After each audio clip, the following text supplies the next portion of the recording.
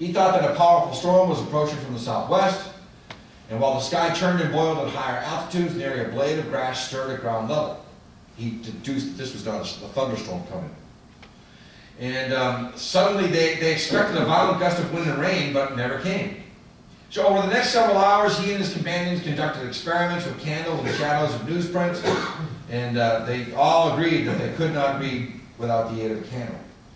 By 1 o'clock, there was a glint of light, and then all of a sudden a strange luminescence appeared in the west. I do an entire lecture, by the way, folks. It's an hour lecture on the dark day of New England. Just cutting to the chase here. The motion of the clouds in the western sky were now more quick than their color. There were quick flashes or coruscations, not unlike the aurora borealis, flashes of lightning. And then Viii perceives a strong sooty smell. And some of the company were confident that a chimney in the neighborhood must be burning. Others conjectured the smell was that of burnt leaves. So now he's floating a theory that the Viii thinks that the vast body of smoke from the woods, which had been burning for many days, mixing with the common exhalations from the earth and water, and condensed by the action of winds from opposite points, may perhaps be sufficient causes to produce the surprising darkness. He was right. There was also a blood moon. The clouds and smoke obscured the moon and made it look as if it were blood red, which fit nicely into end-time scripture. And then Abraham Davenport, another wise man, he's in the legislature of Connecticut, in session in Hartford. They want to adjourn the council, and Abraham Davenport says, no, I am against an adjournment. The day of judgment is either approaching or it is not. If it is not, there is no cause for an adjournment. If it is, I choose to be found doing my duty. I wish therefore that my candles be brought in. So the cause? Well, from about May 1st in 1780, great tracts of forest along Lake Champlain down to Ticonderoga were set on fire. Okay? New settlers in the northern New Hampshire area along the Canadian border were also burning over forests to prepare them for cultivation. They selected the land to be cleared, as I mentioned in the opening remarks, and blazed the trees. Strong winds in March would knock down the trees. Well, some choppers, instead of waiting for spring, would fall the trees in a domino effect, and they'd start the fire early. Some of these piles of trees would be 20 feet high. And of course, there was a dry period in 1780, a severe dry period. You were coming out of a very hard winter, one of the hardest winters ever known in colonial times, the winter of 79-80. Very, very dry, bitterly cold. So this was kindling wood. This was timber ready to be ignited. So this is where they think the fire originated, that caused New England's dark day. And again, due to the weather system, it held over Boston and held it in place with winds offshore blowing from the northeast, held it over the New England area, and they think that it started in Ontario. 1780 was also known as one of the greatest fire years ever recorded in North America until 1850. Fire dates based on tree rings and fire scars indicate that fires occurred in 1780 at several locations, so there could have been a convection of smoke clouds. The Algonquin Highlands of southern Ontario, western Maryland, western Virginia, the Ozarks, the Boston Mountains of Arkansas, and in northern Minnesota. So, several fire history sites point to Algonquin Provincial Park, as there's fire scar evidence of a major fire occurring there in 1780. So they think that that's where it was caused by the dark day. This was discovered about 10 years ago. They think it might have been started by dry lightning, but here's a neat one here. You see that arrow? There's the fire ring on the tree that shows that there was a major conflagration in the forests in Ontario in 1780. Quickly burning New London, this is it. This will just take 2 minutes. New London was a center of privateering efforts that harbored American pirates.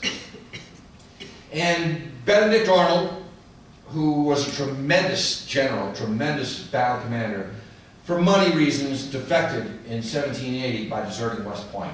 Well, on September 6, 1781, he led 800 regular British soldiers into the New London harbor at the mouth of the Thames River. A portion of the army went into the town, they met little resistance, and commenced the destruction by fire of goods stockpiled in the waterfront warehouses. Arnold's plan was to delay and eventually destroy the ships from New London that were attempting to escape northward, which he did. And they're trying to move towards Norwich, which was the birthplace of Arnold. Norwich was up the river, the Thames River, from New London, and as Arnold calls out, he did not want to take his ships in there because he thought it would be a den of serpents and he'd never be heard of again. And there was 2,000 militiamen festering in the hills of Norwich. Anyways, the British fleet headed by Admiral Thomas Graves was anchored off of Long Island, and the flotilla came off the coast of New London virtually unnoticed, and that was due to the fact that there were so many false alarms during that time, or that the Seacoast Guards were sound asleep and not enough were present. But warning was given, according to New London County's foremost expert on history, Francis Mainwaring Calkins, as it's believed that so many false alarms had sounded that the local militia never took notice. So the fleet closes in on the mouth of the Thames River around 9 a.m.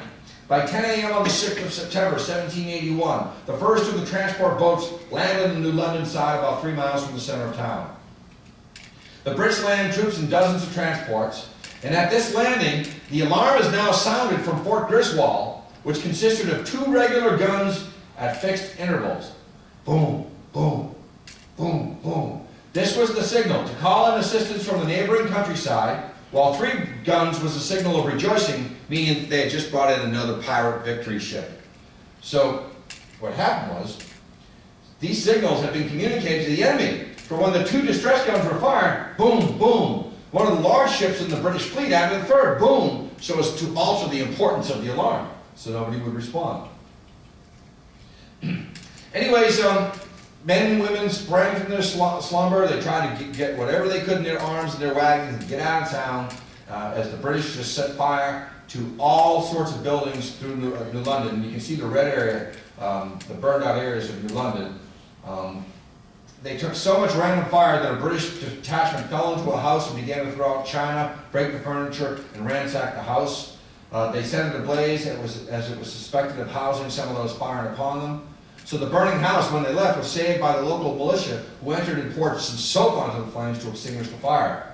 When Mr. Mainwaring, who owned the house, returned to the house, he found a dying British soldier that was left for dead by the side of the road by his comrades, and he gave him water and contacted his parents by the promise after he died. So anyways, Arnold's men, they attacked Fort Trumbull. There are 2 forts there, Fort Griswold and Fort Trumbull. They attacked Fort Trumbull. The men flee Fort Trumbull and head to help out the fighting at Fort Griswold. There's casualties. The defenders at Fort Trumbull spike the cannons, that is, they fill them with cement or they destroy them. And then they row across the river.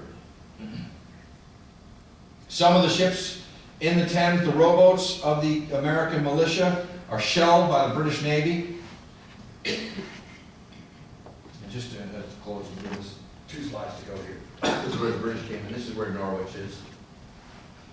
I'm sorry, this is where Norwich is, New London. So this is where Arnold did not want to go, his birthplace, where he wanted to attack New London, which was a major pirate port.